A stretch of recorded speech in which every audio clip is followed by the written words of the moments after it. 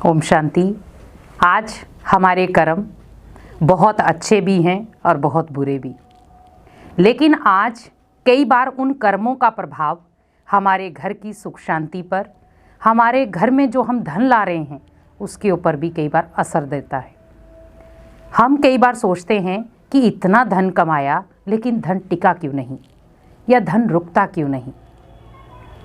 लेकिन हम बिना कारण जाने हम पंडितों के पास गए, हम बहुत सारे लोगों के पास गए, उन्होंने आपको कई चीज़ें आपको समझाई भी कि आपके घर में कुछ ऐसी चीज़ें हैं जिसके कारण आपके घर में ये धन टिक नहीं रहा।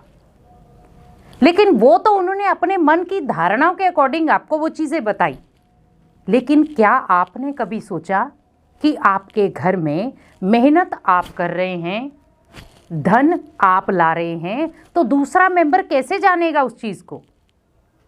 तो वो तो आप जान सकते हैं कि मैं जो धन कमा कर ला रहा हूं उसे मैं कहां कहां पर यूज कर रहा हूं और कैसे यूज कर रहा हूं। क्योंकि धन कमाना एक अलग बात है, लेकिन धन को यूज करना वो भी हमारे ऊपर डिपेंड करता है। जैसे हम एक तरफ धन कमा रहे हैं, दूसरी तरफ उस धन को हम नशे पत्ते में लेकर जा रहे हैं।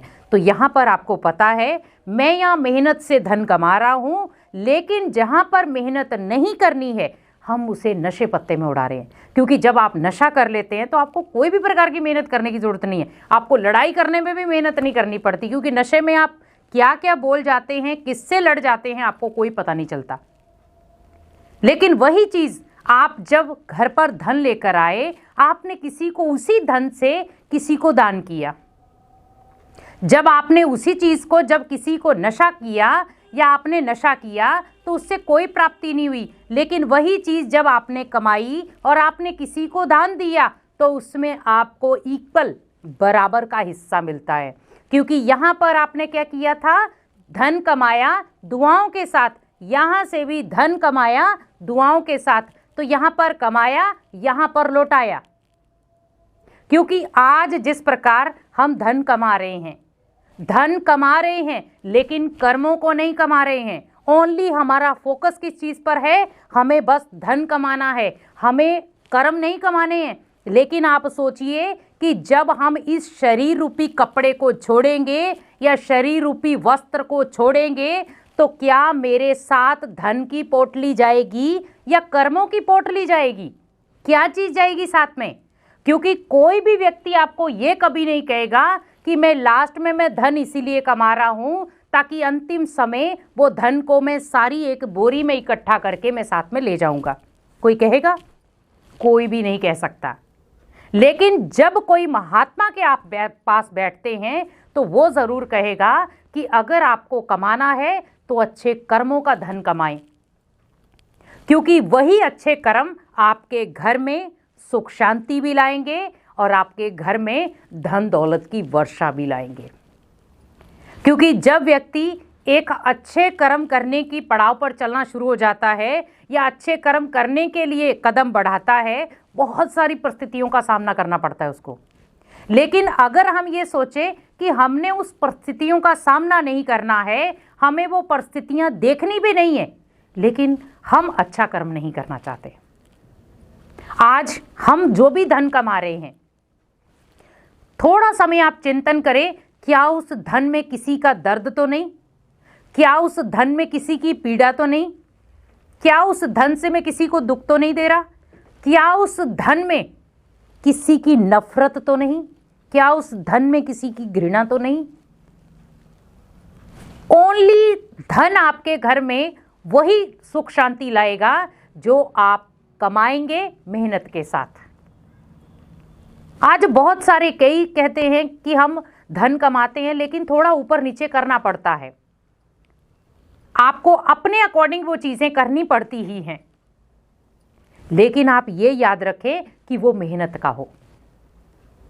क्योंकि कहते हैं कि जो मेहनत का होता है वो कभी व्यर्थ नहीं जाता, लेकिन जो आप बिना मेहनत के कमाते हैं वो बहुत जगहों पर व्यर्थ चला जाता है। जैसे आपको छोटा सा एक हिंट दे रही हूं मैं। नॉर्मली आपने एक शादी का प्लान बनाया है या कोई पार्टी का प्लान बनाया है, कहीं पे उस प्लान को आपने बाहर कहीं होटल में, रेस्टोरेंट में रखा है जो बिल्कुल ओपन है, आपको बिल्कुल भी नहीं मौसम का पता था, आपने इतना उसको डेकोरेट किया, इतना अच्छा सजा दिया उसको, जिसमें आप अपने आप की यही चीज़ भूल गए, क्या मौसम खराब तो नहीं होगा। और हम उस समय, बहुत सारे लोग पहले से ही वाइब्रेशन देना शुरू हो जाते हैं कि आज मेरा प्रोग्राम अच्छा हो जाए, वाइब्रेशन देते हैं। लेकिन कुछ के अंदर वाइब्रेशन क्या रहते हैं, अरे मौसम खराब नहीं होना चाहिए, बाकी तो सब हो जाए। तो क्या होता है, उस समय मौसम आपका साथ क्या करता है, धोखा। आपने इतनी सुंदर सजावट की, लेकिन आप उस सजावट का लुत्फ नहीं उठा पाए, आप उस सजावट को पूरे तरीके से निहार नहीं पाए। तो सोचिए कि आपने जो चीज धन के रूप में लगाई थी, आपने तो धन दिया था, जो डेकोरेशन हो गई, लेकिन उस धन से आपको फिर भी प्रॉपर खुशी नहीं मिली। वो जैसे बादल आए, जैसे बरसात आई, आपकी खुशी को बहाकर ले गई। ये है धन की खुशी। लेकिन वही चीज, मान लो आंधी आ रही है, बरसात आ रही है, तूफान आ रहा है, कुछ भी आ रहा, लेकिन आपने धन दिया है या धन लगाया है गरीबों को दान देने में, तो आप दान तो कहीं पे भी दे सकते हैं, भले आंधी तूफान हो, कुछ भी होगा, आप दान दे के आ सकते हैं। तो उससे क्या होगा, उसमें मौसम का कोई लिहाज, मौसम कोई भी प्रकार का आपको दुविधा नहीं देने वाला था, दुख देने वाला नहीं था। तो आप जब कोई मान लो ठंडी में है, बारिश हो रही है, आप उसको छाता देकर आए, क्या हुआ, आपको उसने दुआएं दी। तो धन आपने लगाया छाते के लिए, छाता जैसे उस व्यक्ति ने पकड़ा, उसके मुख से क्या निकला, दुआएं। तो मौसम के ऊपर दुआएं निर्भर नहीं थी, लेकिन उस समय जब आप उस समय इतना चकाचौंध आपने की थी, वहां पर बरसात आई, आपकी खुशी को बहाकर ले गई, आपके धन को बहाकर ले गई। लेकिन जब आपने वही चीज दान के रूप में रखी, तो वहां पर आपकी खुशी भी बरकरार रही, आपकी इमेज भी बरकरार रही, आपका मान सम्मान भी बरकरार रहा, और यहां पर आपके धन की बढ़ोतरी भी हो गई। क्योंकि धन हमें ओनली कमाना नहीं है, धन हमें क्या करना है, खुशियों के साथ कमाना है, दुआओं के साथ कमाना है, प्यार के साथ कमाना है। क्योंकि वो धन आपके घर को धन दौलत से भरपूर करेगा। जैसे कहते हैं कि जब हम किसी घर में जाते हैं, अगर उस घर के भंडारे में, किचन में रोज आपस में लड़ाई होती रहे, तो क्या उस घर में रोटी खाने का दिल करेगा? कभी भी नहीं। कहते हैं कि जहां पर भंडारे में या जहां पर हम भोजन बनाते हैं, वहां पर रोज डेली का कला कलेश हो रहा हो, वो घर कभी स्वर्ग नहीं बन सकता। क्योंकि घर वो स्वर्ग बनता है जहां पर बिल्कुल पीसफुल माहौल हो, एक दूसरे को सम्मान की नजर से देखा जाए।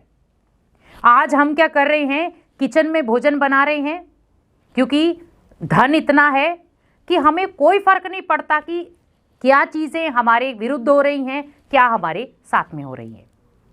और अगर बाई चांस हमें कोई समझा देता है, तो हम कहते हैं अरे ये तो धर्मात्मा है, इसकी कौन सुनेगा। लेकिन एक दिन आप यही याद रखें कि आपको उन धर्मात्माओं की ही बातें याद आएंगी कि उन्होंने हमारे जीवन की प्रेरणा के लिए कुछ बोला था। इसीलिए विशेष आपको ध्यान रखना है कि जब भी आप किचन में हो, अपने कमरे में हो, कोशिश यही करें लड़ाई का माहौल ना हो, क्योंकि ये भी आपके धन दौलत को बाहर कर देगा, बरकत कभी नहीं होने देगा, खुशियां कभी नहीं आने देगा, आपके घर में सुख समृद्धि कभी नहीं आने देगा। क्योंकि वहां पर ही धन दौलत टिकता है जहां खुशियां भरपूर हों, जहां दुआएं भरपूर हों, जहां आपस में प्रेम प्यार भरपूर से हो, वहां पर धन टिकता भी है और वो धन वृद्धि को पाता भी है, और उस धन से अनेक आत्माओं को शक्ति भी मिलती है। इसीलिए वही धन कमाएं जो दूसरों को खुशियां देने वाला हो। ओम शांति।